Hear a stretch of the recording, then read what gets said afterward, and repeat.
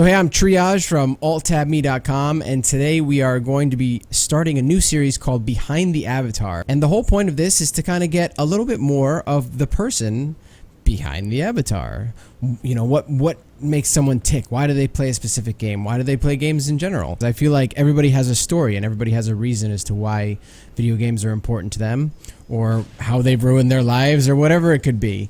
You know, why do you game? What's the reasoning for it? How did you get started? I feel like there's so many cool stories that everybody has as to what, you know, gaming means to them and why they got involved in it. And so I wanted to kind of interview people and go into their game of choice and, you know, take it from there. So, yeah, I guess we'll get started. I have with me, well, why don't you introduce yourself, sir? What is your name and where are you from?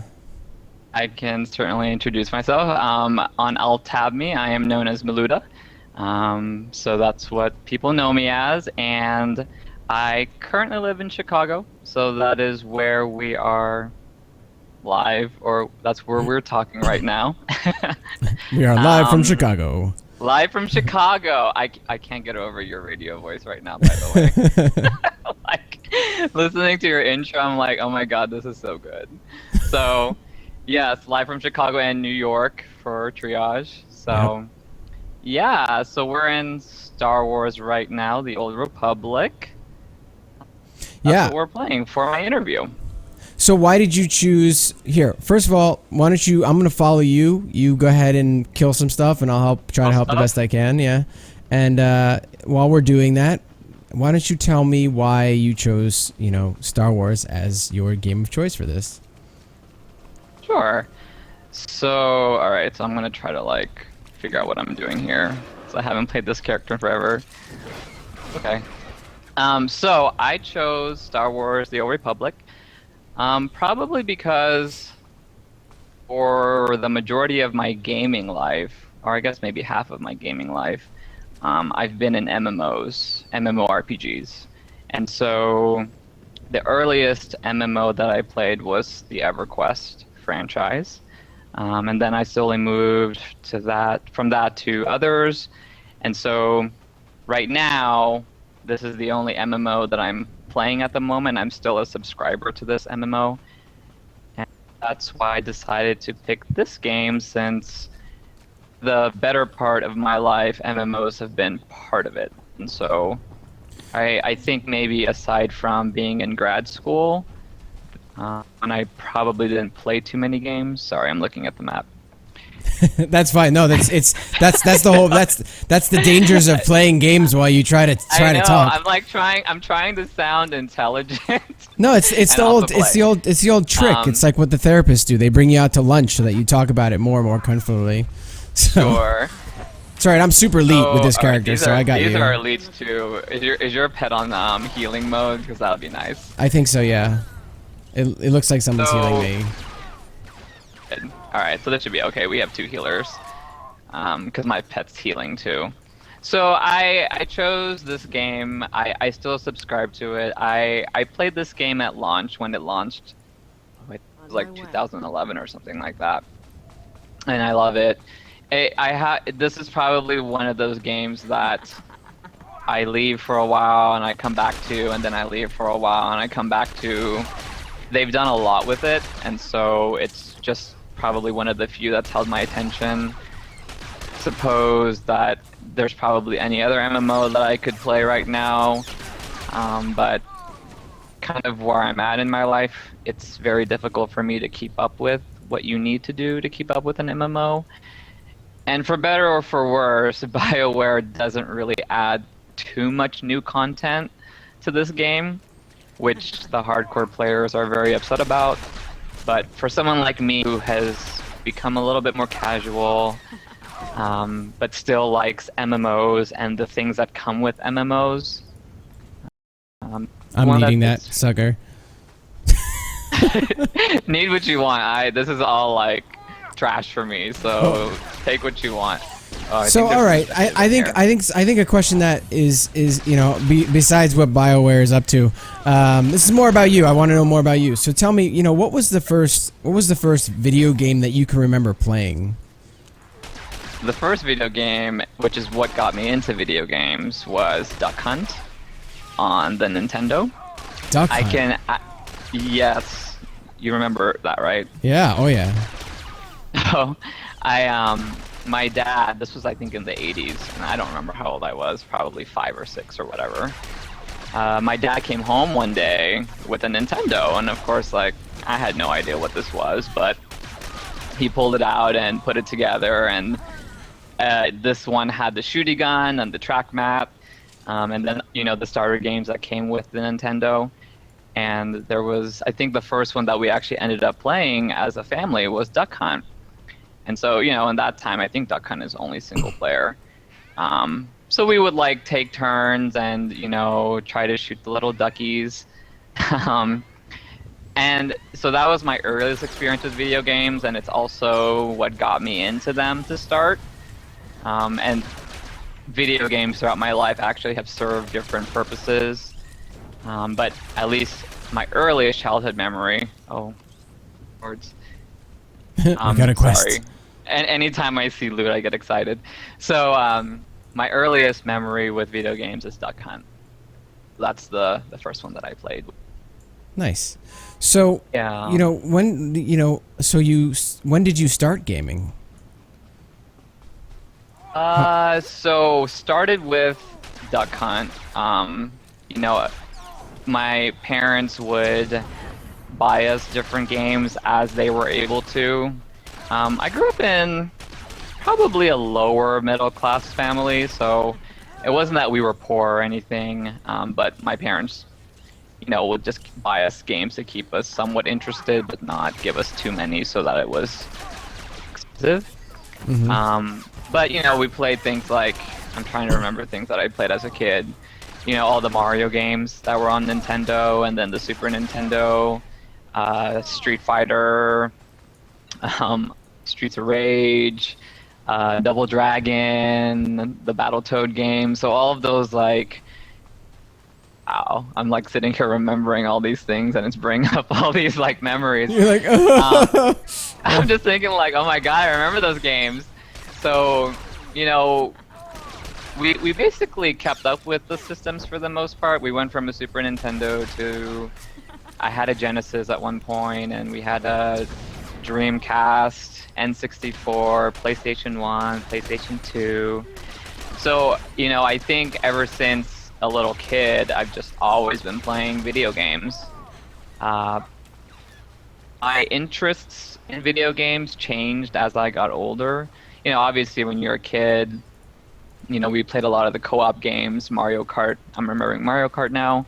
who did you mostly play with? Did you play with friends? Did you play with family? So, early childhood was mostly just my brothers. I have 2 younger brothers. And so early childhood, it was just them. As we got older, and then as we started making friends in the neighborhood, you know, obviously we started to have friends over to play video games too. And so any of I think there's a stealther around here because that thing. Yeah, I know it popped out of nowhere. I was like, I literally, we both like about, yeah, we both kind of ran backwards. We were like, oh shit, what? Okay, all right, I see where to go next. So, brothers, family. My parents didn't play too much. They were usually at work. Video games also somewhat served as a pseudo babysitter for us. Because my mom worked night shift, and so during the day when she was home, she was usually asleep. And so video games were also a way to keep us somewhat quiet and somewhat out of trouble. Because if we weren't playing video games, we were probably breaking shit. And so that makes sense, yeah. Because three guys, you know, and we were young, and so we were always running around and doing stuff. So video games kind of kept us somewhat out of trouble in that regard. So were video games something that you defaulted to, or were you know, did you go outside and play? Did you know, Yeah. what was your main source of entertainment? So I'm gonna stick with early childhood for now because that's kind of the train of thought that I'm in. But so childhood, we did everything from playing video games to going outside.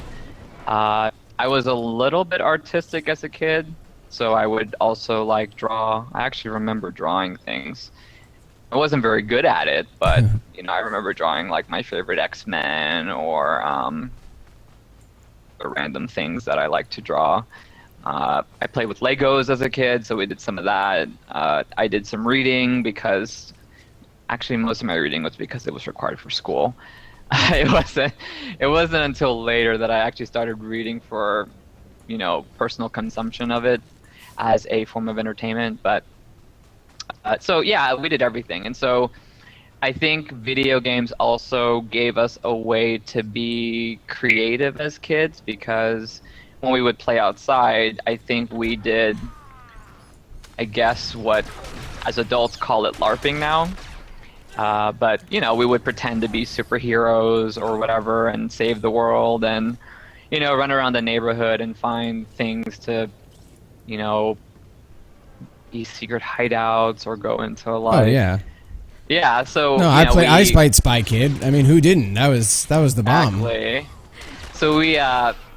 So we definitely did a lot of things. Video games were always a part of just one of the things that as kids we just enjoyed.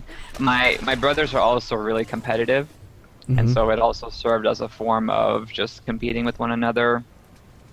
I'm secretly competitive. I'm not outwardly competitive, and so they're outwardly competitive. So I would never outwardly display distress when I lost, but I'm a secret competitor. I might have just attacked 3 guys. All right. Sorry. No, that's okay. My little mini map thing showed all these red dots, so I figured.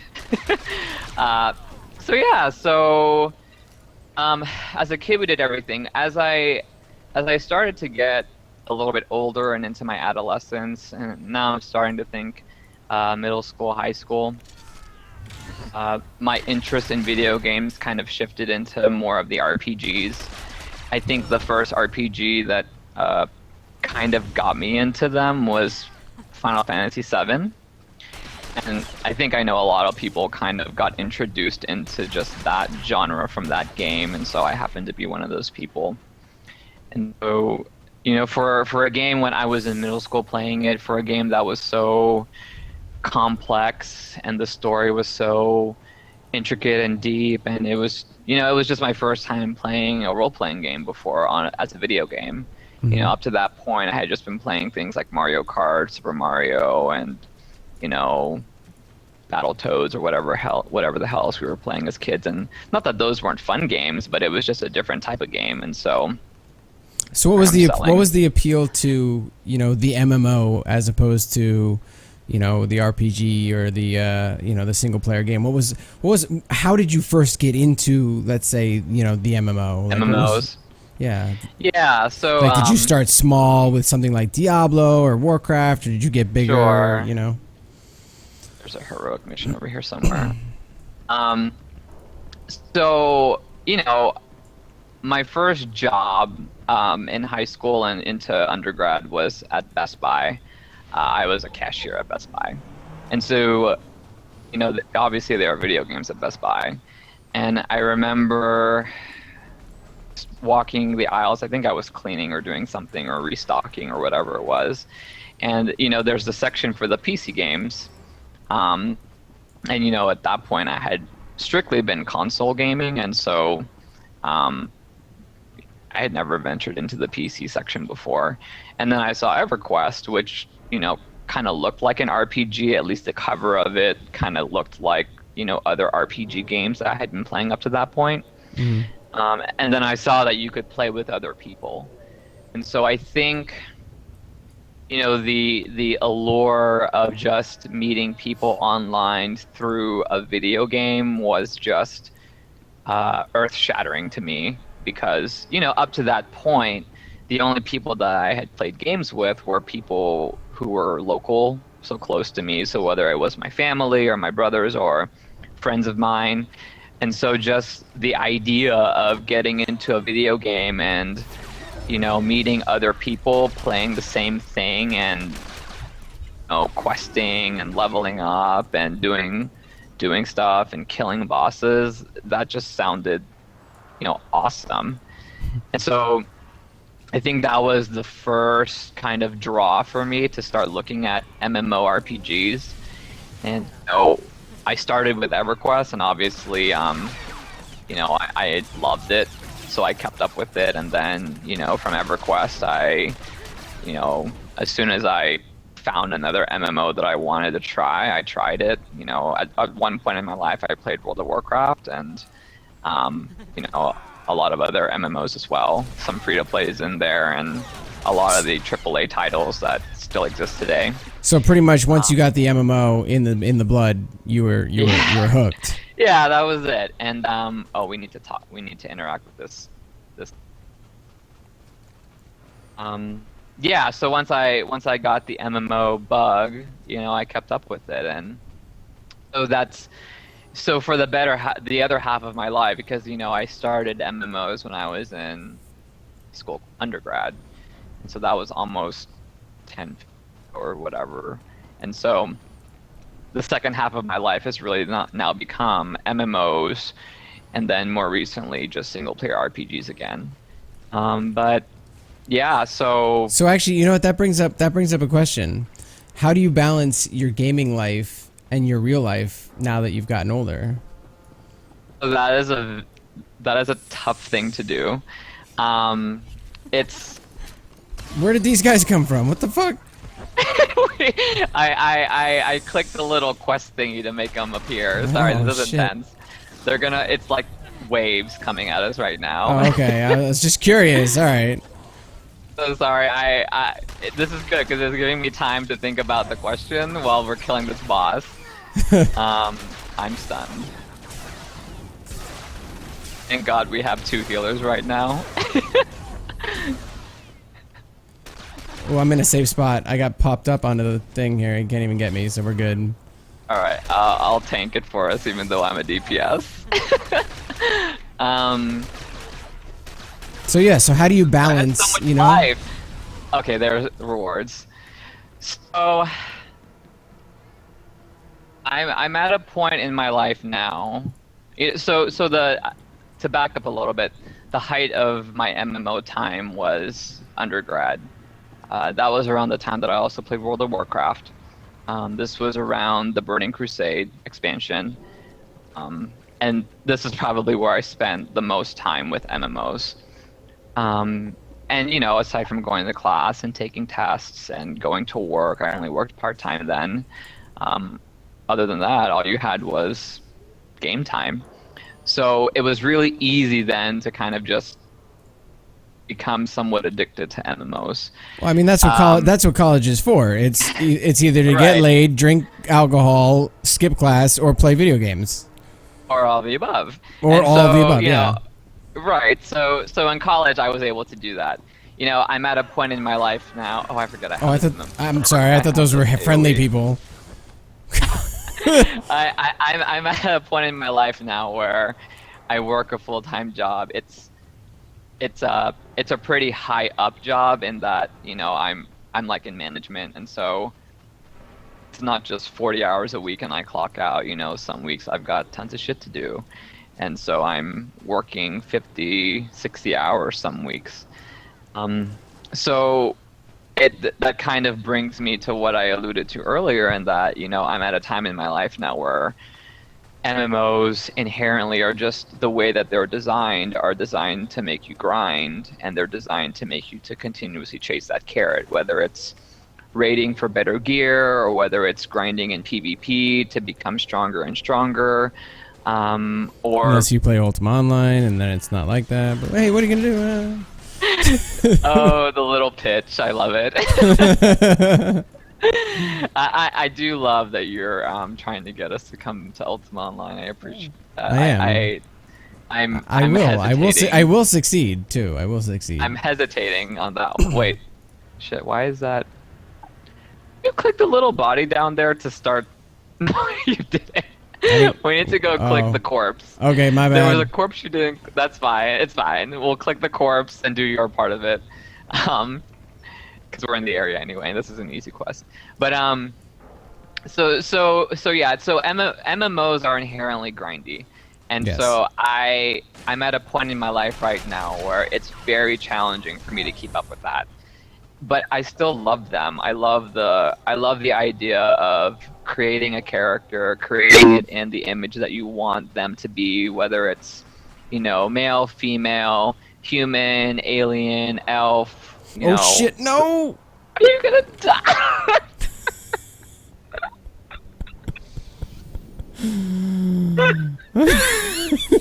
So there's an elevator there. I think, can I res you? I don't know. Can you? Is this like Guild Wars? No, I have to return to the meta center. Okay, well that's pretty close. I'm gonna follow the path to me, and I'll That was totally my bad. I'll make my way back to you, and I'll stand in front of the elevator so you don't just run off. I knew it was there, and somehow I still ended up jumping off the damn thing. Alright. So when you see me, stop. But so and some games will allow you to choose your romantic interest later. One of the reasons why I love this game. But okay, don't run off. I was like, can I make it? No. Okay. So I love MMOs from that respect. I love that you can level up in them. I love the fantasy of them, whether it's medieval fantasy or space fantasy. There's just a lot of things about MMOs that I just continue to love, even as I don't have time to play them anymore. And so that's kind of why I always hope and dream that one day I'll just be able to find more time to play them. The last, well, I guess this would be the last MMO that I rated in seriously. Before this game, I was rating in WildStar pretty seriously as well. And part of the reason why I ended up quitting WildStar was just because, the group of people that I was rating with, we were rating 3-4 times a week for 4 hours a night. And for someone who works as much as I do, that's just tough because, some days you're working late and then you're rushing home. I work out a lot and I go to the gym a lot, so that cuts into that time.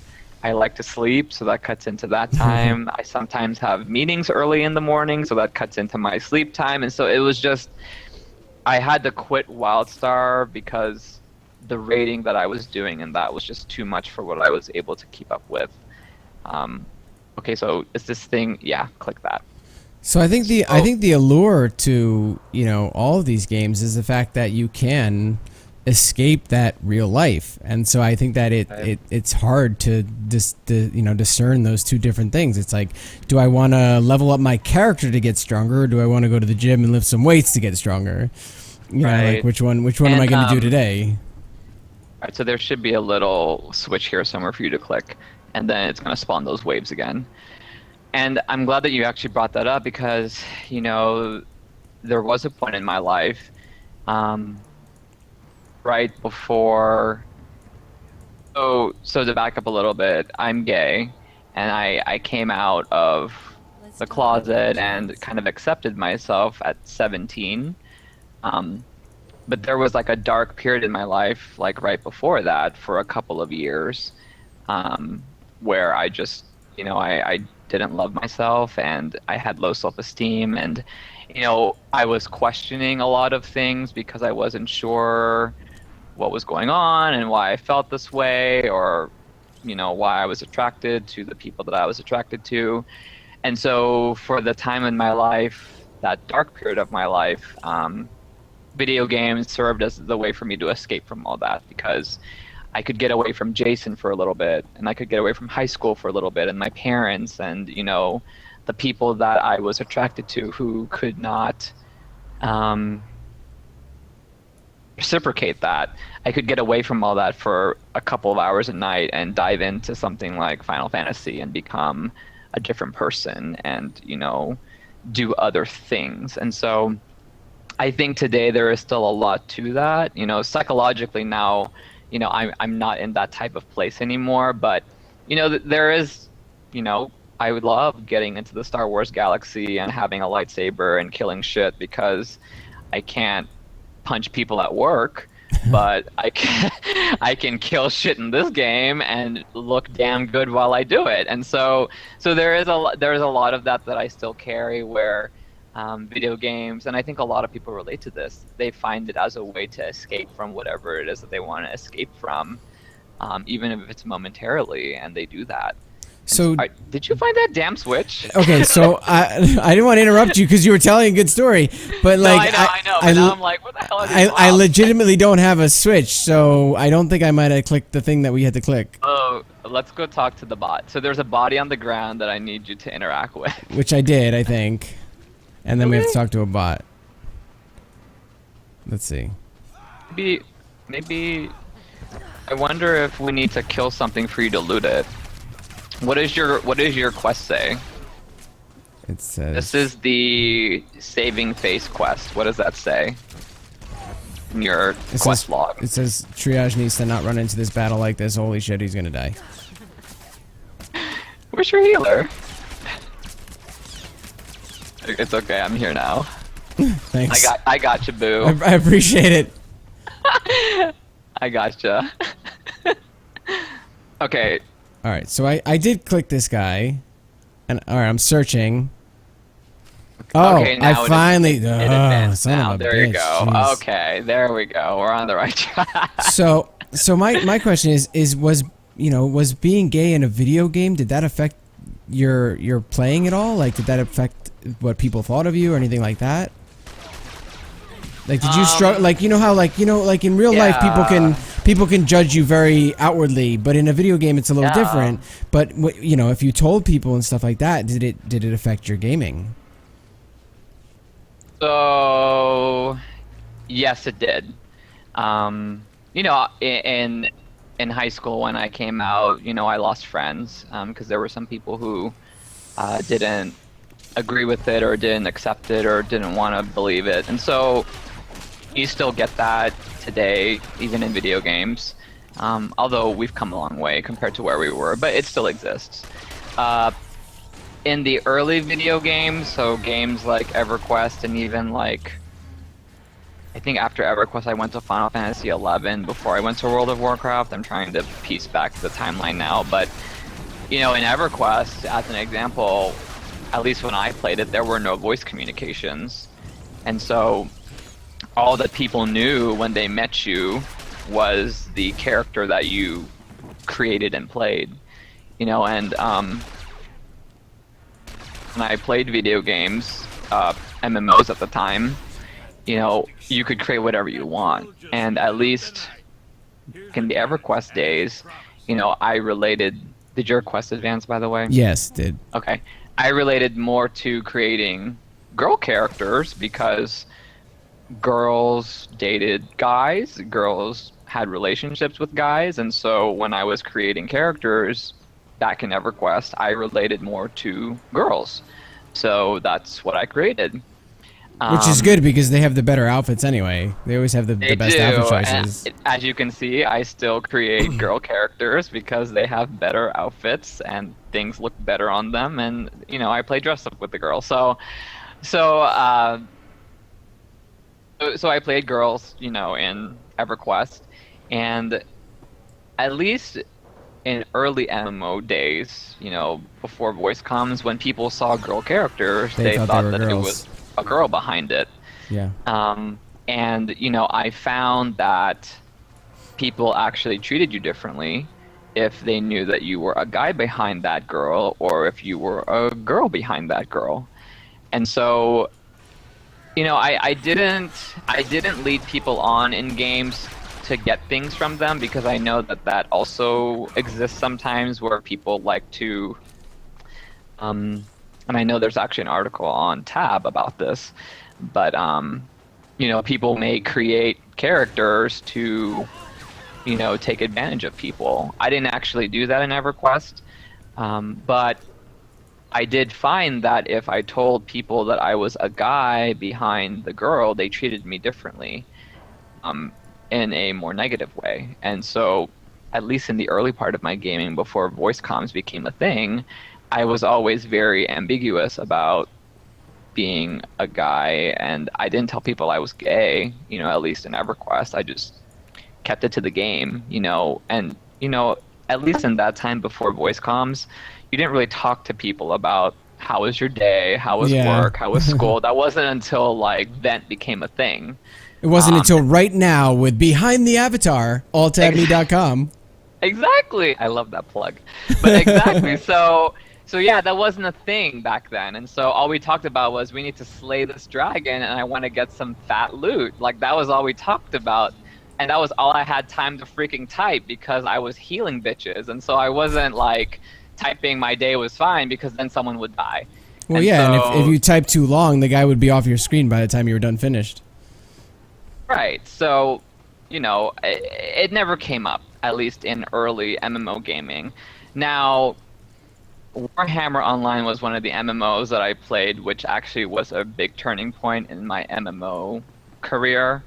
Mostly because in Warhammer Online, I met a group of people who I still play with today, and who accept me for who I am, and all that stuff. And I can get into that in a little bit, but Warhammer Online was the first MMO where I started telling people, yeah, I'm a gay guy and I also play video games. And, I was fortunate enough that I was in a guild at the time, and all we did in Warhammer was PvP. There was rarely any PvE. Yeah. And, the group of guys that I played with, I didn't like come out to them like when I joined the guild or anything. It just happened, while we were PvPing one day, we just were chatting in Vent like you always do, and somehow, somewhere, I just told them, yeah, I'm a gay guy.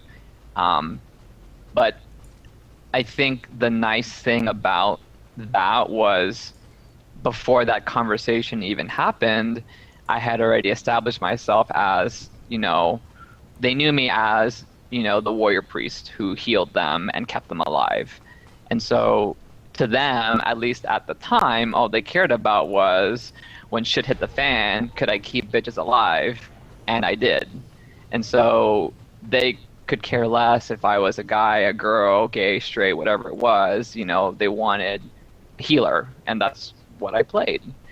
And so, I was fortunate that they were like, cool, like, let's keep playing. And so, I think that was the first time in MMO life that, I really opened up to a bunch of people that I played with, and they were cool with it. And so I still play with those guys today. I actually play Diablo 3 with them, I play Diablo 3 right now when I'm not playing this game. And so, yeah, and we still keep in touch. I've actually met them. I visit them often. They live in Rochester, New York, so whenever I go to Rochester, I'm visiting those guys. But yeah, so I did eventually, the long answer to your question, I did eventually start telling people I was gay, but it did take some time because, I mean, even today you find a lot of hate and a lot of toxicity in gaming culture. Which actually leads me to a perfect question here. Like, what do you think of the gaming culture in general? And mind you, now the gaming culture has fluctuated and changed, and I wouldn't necessarily say it's gone up in a ramp style. It's more like an up and down, up and down. It goes in phases, right? It's not changing constantly in the same direction. I feel like sometimes it goes backwards, sometimes it goes forwards. But during your timing of gaming and now and all that stuff, you still have the culture of let's say the Call of Duty type of games or the the shooters or the games that get competitive and people get really heated. Yeah. And the first thing that out of their mouth is "fuck you, fag," like something like that, or "you're gay," or "I raped you," or things that you normally wouldn't get away with saying in anywhere else in the cultural life without getting punched in the face. Right. And, obviously the lens that I look through life, and that includes playing video games, is... Oh, shit. I was like, why is she shooting? Stupid swamp cat. Or cool looking, savage cat, whatever the hell that is. So obviously the lens that I look through is from a gay guy's perspective. So, as I talk about this, bear in mind that I'm looking at everything from that lens. And I played League of Legends in season 1 and season 2, and that's actually one of the reasons why I left that game, is because it was a very toxic environment, at least when I left. Hopefully it has improved. I don't know if it has. Where people did throw around those types of words, and I I mean, fortunately, yeah. fortunately, I'm in a place in my life now that when people say those types of things, I've kind of healed from all of that, and it doesn't hurt me. Obviously, it still bothers me if people, say that word, and I will tell them not to say it. But there are people who actually have really strong emotions to those types of words, and when you say them, it hits them in a way. And I don't condone it, and I don't like it. And especially when you get into those really competitive games like MOBAs or the shooters, or any other game where people just say things like that, it's not okay. Um, you know, I At least in the movement of LGBTQIA, because that's the entire acronym, game developers are starting to introduce those types of people into video games. Uh-oh, hold on. We're having technical difficulties. My game just crashed. Uh-oh. Okay. Kind of to fast forward a little bit to current day, I think game developers are starting to introduce these types of characters into video games. It's actually one of the reasons why I still have an active subscription to Star Wars, even though I don't play it, a lot. It's because BioWare as a studio continues to introduce gay characters in their games, whether it's this game, and this guy right here that's my companion, he's actually him and this other girl in the story are bisexual love interests for your character. So later, if I play, if I have a male Jedi, I can romance this dude right here, and this MMO allows me to do that. There aren't many MMOs out there that allow you to do that. I think the only other one that does is Final Fantasy XIV, because Final Fantasy XIV allows you to get married to whoever you want. And so Yeah, your guy is definitely way sexier than my avatar, so... Yes. So this guy is a cutie, and so, this MMO allows me to escape into that and, have a romantic relationship with this guy. And, we're not going to see it in this playthrough, but, there are romantic conversations with dialogue choices that you can have with this guy. So BioWare also came out with Dragon Age, which allows you to... There's actually gay exclusive characters in that game where if you're not gay, you can't romance them, which is huge. And so Dragon Age Inquisition allows you to do that, which also came out of BioWare. And then Mass Effect 3, also from this studio, has gay interests for you. And so I think there are game developers who are starting to give you options, which is now at least exposing other gamers to these people, to at least let them know, hey, these people exist in your video games. And so yeah, I feel like video gaming, yeah, well, I feel like video gaming has always been a very exclusive boys club.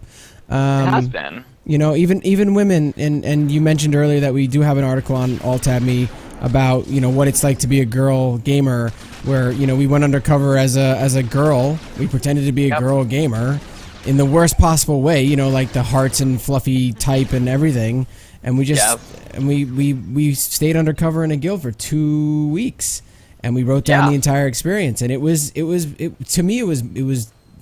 changed me, because I was like, I expected to get free shit, and I expected to, to get like harassed a little bit.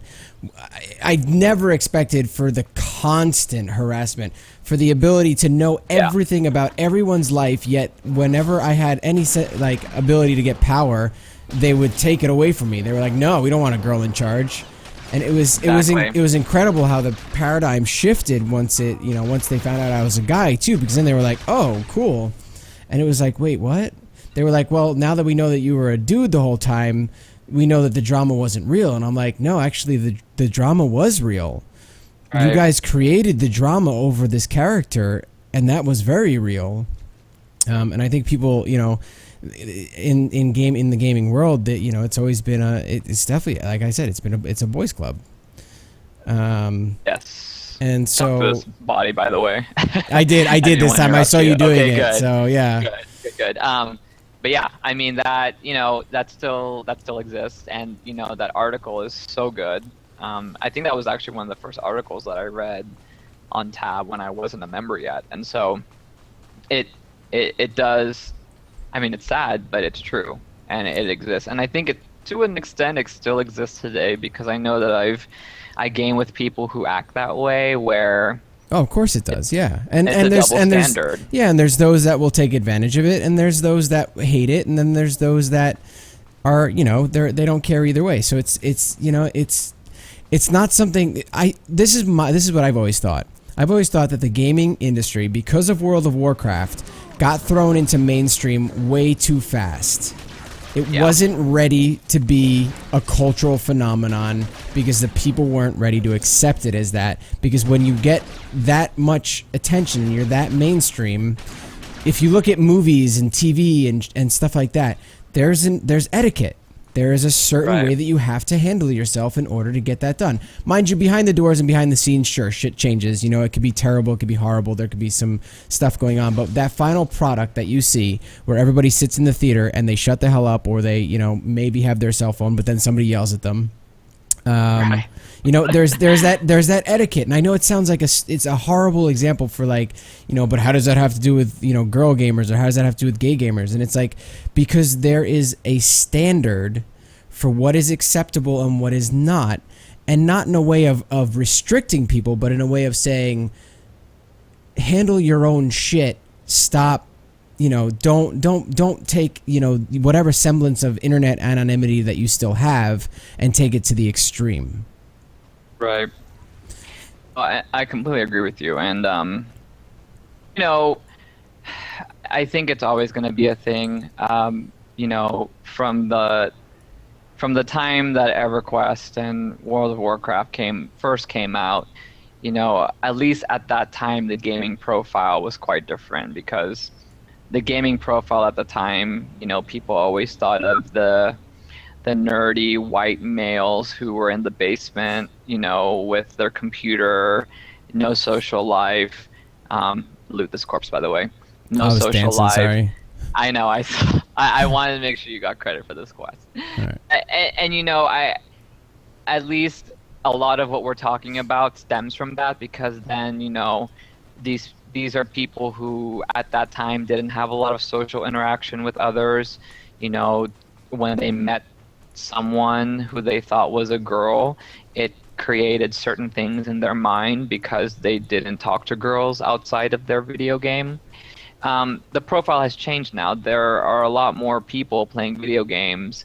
You know, it's accessible more to tons of people. You have people playing video games on their iPhones. You know, I just came from a gamer convention, and there was a panelist who all she did was play games on her iPhones, and that was what she was talking about, and how, you know, the hardcore gamers don't accept her as a gamer because she plays iPhone games. But she identifies as a gamer, and why shouldn't she? Because a gamer plays video games. And so Candy Crush is not a video game. So that's exactly kind of what she was getting at. Although she actually named like 5 things that are like legit games. All right, good. Because I'm sorry. Like, if she was trying to like advocate for Candy Crush, I would smack that shit down. She wasn't advocating for Candy Crush. She wasn't. She actually, like, someone made a joke about it in the audience, and she's like, I actually don't play Candy Crush. Thank Jesus. And so yeah, so she was like legitimately a gamer playing, like, you know, iPhone games, and so. You know, but kind of to your point, there is the perception that, you know, a gamer is a certain thing. You know, whether it's a male, a female. Oh, there's a body here. Well, whether and I feel, and I feel like the gaming community has not realized that yet. They haven't realized that there are so many avenues for video games that you can be a gamer and you can be playing on a phone. You can be a gamer and only have ever played one game in your entire life, and then you're addicted and you love it. You could be a gamer and just follow people gaming. You can be a gamer and just watch people gaming these days. Like, you don't have to be a hardcore, you know, pimpled face, you know, like the generic even say, you know, like saying that is a stereotype, but the stereotype is what I'm saying. You don't have to be that. You are who you are. It's like, you know, you like to play a girl character. I like to play a girl character. You're gay. I'm not gay. So what? Exactly. We both play games, and that's what's important, and that's what's fun. And you know, that's actually a challenge for me, or it was a challenge, kind of still is, because at least even within the gay community, there's a lot of perceptions about someone who plays video games.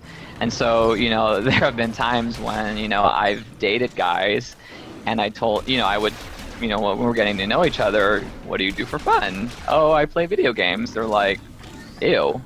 And so, even just so you know, this exists in the straight community as well. I know, but totally, I totally get it. I know, because even within high school, you know, all of the gamers never really told other people that they were gamers. Right, and to we could all identify each other. I mean, I knew who played video games. And trying to convince your girlfriend that, you know, you play video games and that's not going to affect your social life, it's like trying to, you know, Exactly. I'm not even going to get into that. No, I know, but, you know, it's just... Fortunately, the industry has come a long way from the early days, you know, 1990s, 2000s, when MMOs were starting to just proliferate in popularity. And, you know, World of Warcraft, people who love it and hate it are going to love and hate it regardless. But it did, the thing that World of Warcraft and Blizzard did really well is that it made a game accessible to just millions of people. Yes. And that is absolutely what it did. Mm-hmm. Right, and it helped to at least start the conversation of, this is a video game, and look at how many millions of people play this video game. I mean, I remember there was... Oh, shit. I got knocked somewhere fierce. I remember sitting in class one day, and there was this girl on her laptop, and this was in college, mind you, and she was a cute, pretty girl. She was playing her wizard during class, World of Warcraft. I would never have pegged her as a video gamer, but she was sitting in the row in front of me. Her name was Julia, I still remember her, and we were friends, no idea. And I would never have profiled her as a video gamer. And so that is an example of that game just bringing MMOs, gaming, whatever you want to call it, to the masses. And so I think you're right. I think we still have a ways to go, but we have made progress over the last 20 years. I mean, I've seen the progress, you know, in, you know, communities that I interact with now are quite different from the ones I interacted with 15 years ago. And so, for better or for worse, this is the current state of the gaming community. And we still have a ways to go. Yeah, I mean, it'll always, you know, it'll always be growing, and I definitely, you know, I definitely think that there's places where it can improve and stuff like that. But anyway, I want to get back on the topic of you, because I kind of want to wrap this up. We've been going for a while. Yes. You know, so a lot of gamers are considered introverted people. Yep. How do you feel gaming has affected your ability to go out and... Whoa, again, we're thrown back 12,000 feet. I'm like, I'm trying to ask him a question, you fucking monster. Ridiculous. How do you think gaming affects in a positive light, and then in a negative light, those that are more introverted than others? Sure. And like, you know what? Let me rephrase that. How does it affect you? Sure. So before I get into how it affects me, I do have to at least explain what introvert and extrovert is, because there may be some people who watch this who may or may not know what those terms mean. And I actually, for the longest time, had a misconception of what those terms mean. Um, Introverts are perceived to be quiet individuals who are reserved and keep to themselves, whereas the extroverts are the people who are the life of the party, always chatting, socializing, popular, things like that. Okay, click this body. Um, those are true. I mean, those are definitely characteristics and things to define people. On any given day, you will see me acting both ways. Um, Introversion and extroversion actually, to be more accurate, reflects how the individual um, takes information and takes stimulus. And so I'm an introverted person. I'm a very strongly introverted person. Oh God, this quest does require thoughts, so I'm going to try to complete my thought. I am an introverted person, and so when stimuli come at me, whether it's people talking, whether it's the phone ringing, whether it's, just distractions around you, that all drains me of my energy, because it requires me as an introverted person to, in order to engage with that type of energy, it just takes a lot out of me. And so introverted people, the way that they react to stimuli is it drains them, whereas extroverted people, they feed off of that energy. And so an extroverted person, if you put them in the same environment, like a party, all the people talking to them and all the loud music and the phone ringing, and they get energy from that. It re-energizes them. You can be an introverted person, so I am an introverted person, but when I'm at a party, I can be very social, I can be very outgoing, I can be talkative, but when I go home, I'm exhausted. And then so I need that time to just recharge, reset myself, get back to baseline. Whereas the extroverted person, when they go home, they're like, oh man, I have no more energy because all of the stimulus that was keeping me going is now gone. So to get to me now, I am an introverted person. And so video gaming, the way that it's at least positively affected me is that, I can immerse myself into a game and just shut out, everything else in the world. So like, in this game, for example, I can stop thinking about work. I can stop thinking about, if there are problems going on with my family or my relationships or whatever. And for the brief moment that I am in the game, I am this bounty hunter killing shit. And it allows me to kind of recharge myself, and it allows me to, get back to my natural baseline. Now, with the introduction of voice comms and all these ways that we're expected to communicate with one another whilst playing an MMO. I used whilst. I'm so proud. Does that? I'm so proud of you too. That's a very good use of that word. Thank you very much. Thank you. Does that affect does that affect your ability to recharge? It does. When you get a whole bunch of people in voice comms, you get all types of people. And, the time when I noticed this the most was when I was raiding in WildStar, because when I was raiding in WildStar, we would have 20 people in voice comms, plus the other people who were like the alternates if people didn't show up, plus the other people who had to be there to, put rules down and everything. And so, there were just a lot of voices and a lot of people. And there were the people who didn't speak, but then there were the people who were, and they talked a lot. And so there are times when you are in voice comms, depending on what it is that you're doing, it's just a lot of things coming at you at once. And so, as a gamer and as someone who knows myself well enough, if I get into voice comms in a situation where I know that there are going to be a lot of people, I have to be ready for that. And so if that means that I just got home from work, I need about an hour before I can log into a game if I know that I'm going to be on voice comms with other people, because at any given moment they're going to start talking to me and asking me questions and Yeah. So expect me to interact. it So can play both roles. Now, what the other question I have for you is, has there ever been a point where you feel as though video gaming has caused you to become more introverted than you normally would be? Because it can yeah, it can play to that a little bit. it can. And this kind of goes back to your question earlier about how do you balance it all? Because I think it's very easy, especially if you're a person that has, an addicting personality. And when I say addicting, it means that you get addicted to things.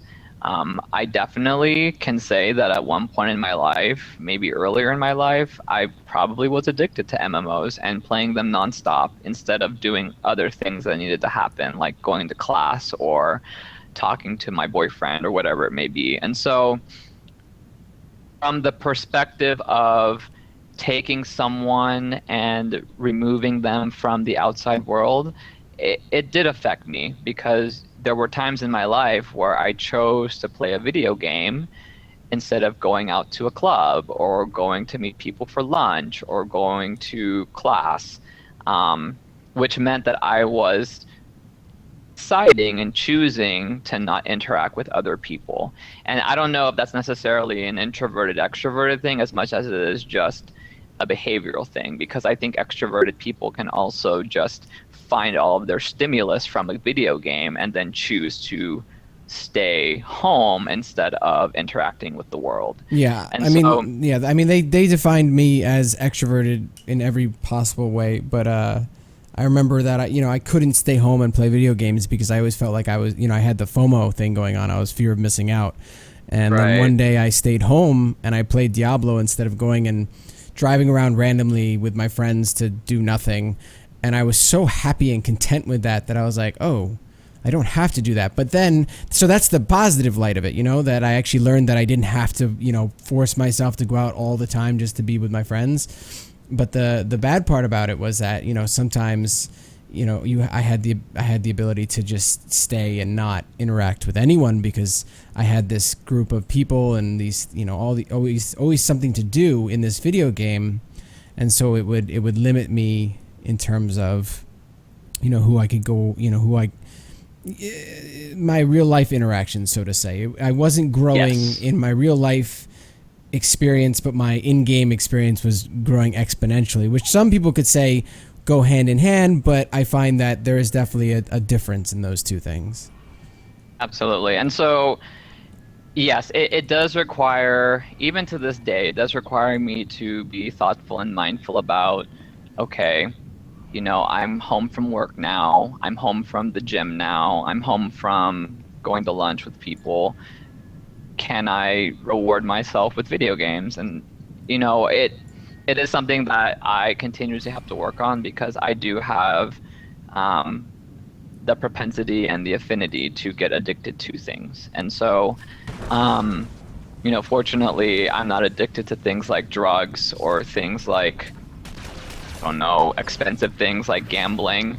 But I know that my personality does lend itself that, I can get absorbed into a game and play for like 18 hours straight and think, oh wow, where did the day go? So it is something that I do have to continuously work on, and I'm mindful of that. And that's part of the reason why now I kind of choose not to play MMOs as much as I love them, because, after I stopped raiding in this game, all of a sudden I had all this time, which meant that I could go to the gym, or I could go to dinner with somebody, or I could read a book, or just anything. And so, there's no longer that feel or need or expectation or anything that I have to do. If I choose to indulge myself in video games now, it's because I want to do it, and I don't owe it to anyone else to do that. I think that's a really healthy way to look at it. Gaming has changed. It's changed from the days of, you have to have your friends over and they have to sit on the couch right next to you to play, to you can be in Right. one country and the other person could be in another country, and you literally could have never met each other and will never meet each other and still feel as though you have a great relationship and you know this person really well. And you know that's great and it's amazing, and there's so many positive things that can come out of that.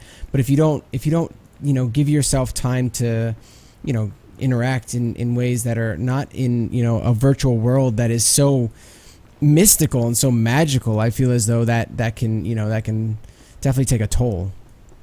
Exactly. And, you know, through Alt Tab Me, I've been able to game with all types of people, even not only just the people across the United States, but you know, I gamed with people in Europe and Australia, just and you know, I've had a chance to talk to all types of different people, and you know, at the end of the day, the thing that we shared in common, which brought us together, was video games or a video game, and so you know, it's no different than, you know, when you meet someone on the train or at school or at work, there's something that you share in common or some reason why you ended up meeting them, but then from there, it's up to you to grow that relationship. And so, you know, there are people in AltTabMe that I will talk to every day at some point, whether it's through, you know, our chat room or in private messaging, or if I play video games with some of them. And that's something that I wouldn't have had otherwise. And so, you know, it's just one of those other things that, you know, as a person, it's part of who I am. It's not all of who I am. It's definitely a form of entertainment that I consume and choose to consume. And so, you know, just like people who read books or watch movies or, you know, do whatever they do for their free time, this happens to be what I do in mine. And No, I so, agree. I think it's great. And you know, it took me a while to understand. Oh, help. oh, My bad. are you getting I'm annihilated? aggroing them. These are hard though, because there's elites in these packs. Oh, okay. Yeah, so there's one that hits like a truck. Yeah, no, I mean, it took me a while to come to grips with the fact that I ran a gaming site and that was something that I enjoyed doing with my free time. And that, you know, like when you meet someone new, especially, you know, someone that you want to introduce into your life and it's a, you know, a lover or something like that.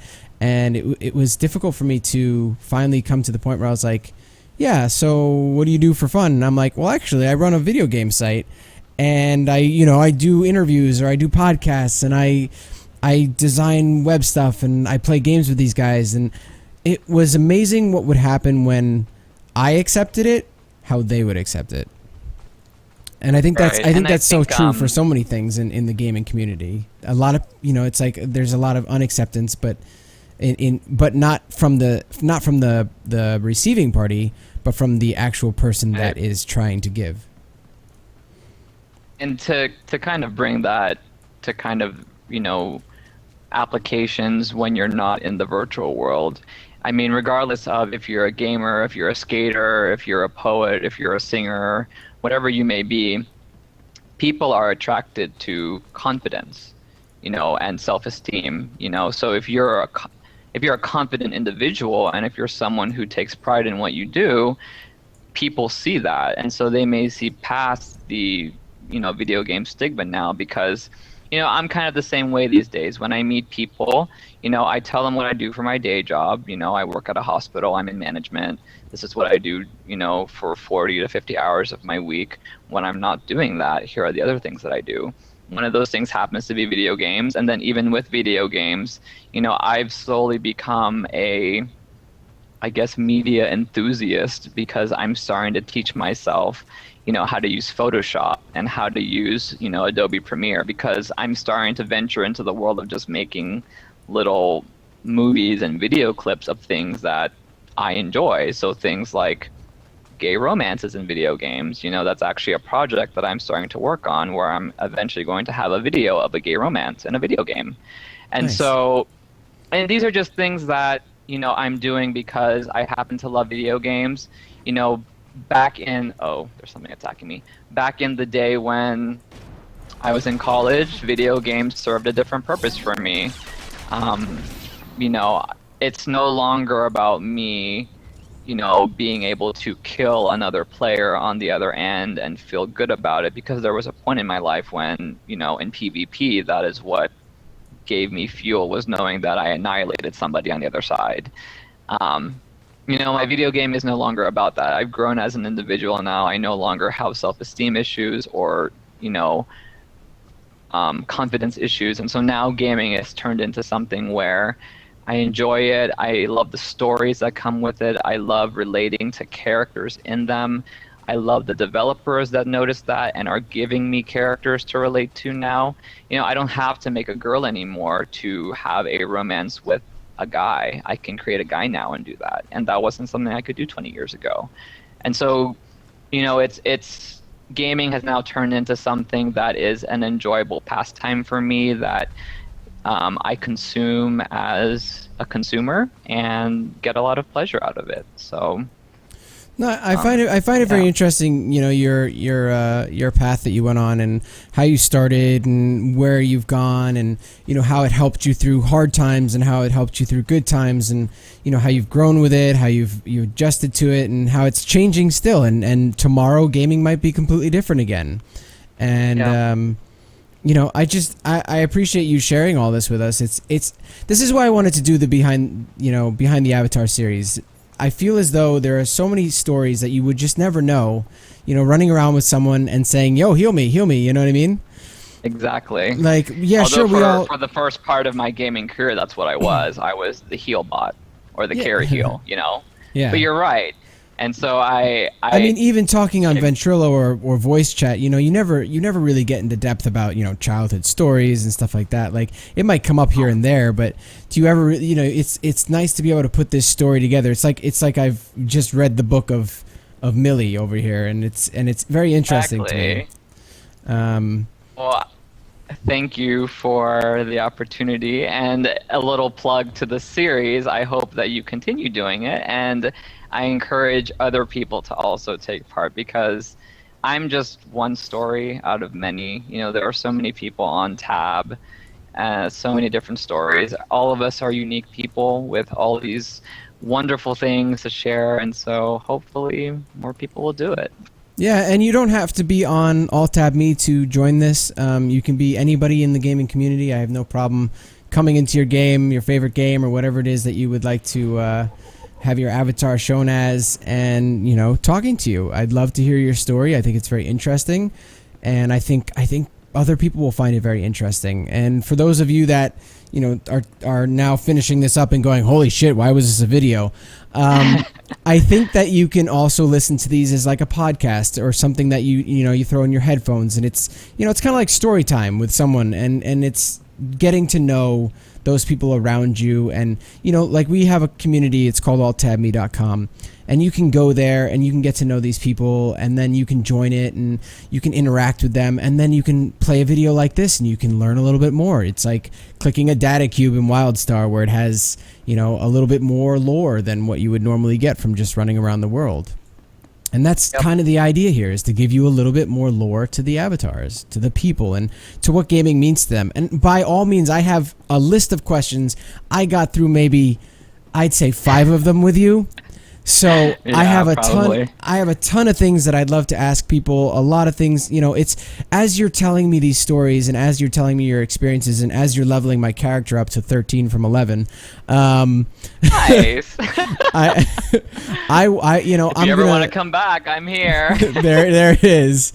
But I adjust to what you're talking about because I want to know your story. I don't want it to be a generic question of how XYZ. I have my list, but I really am going to go with what your story is and what is interesting to you and what defines you as a gamer. So I really appreciate you coming out with me today, Millie, and I'm going to stop chasing you now because I'm going to definitely be logging out. I'll help you kill this guy here so that you don't die. I'll be all right. But yeah, so this was so I'm known as Triage, TR1AGE at alttabme.com. Also, Tristan is my name. This is Millie, or how the hell do you pronounce your name? Because I've always said Milleuda in my head. It's Milleuda, but everyone knows me as Millie. So it's Milleuda, Milleuda. And Yes. he's also on Alt Tab Me. I kind of wanted to start this with some people that I knew, start this with the community. You know, we have a very specific, it's a safe environment over at Alt Tab Me, and I felt like this was a cool way to start this. And yeah, awesome so hopefully, environment. yeah, it's really cool. It's a lot of fun, and I hope that you all enjoyed this, and I hope to do a bunch more. And yeah, that's really it. Thanks again for watching. Thanks, and Triage. you are welcome. Great. And I guess hopefully one day we'll get to do your interview. yeah, maybe if somebody has like maybe I would totally interview you one day. So maybe one day you'll even see me on the other side of the mic. Although I'm on the other side of the mic right now on the camera. What the hell am I talking about? Exactly. But yeah, no, I find everybody's story to be interesting, and if somebody wants to know my story, I'd be happy to not tell them. Just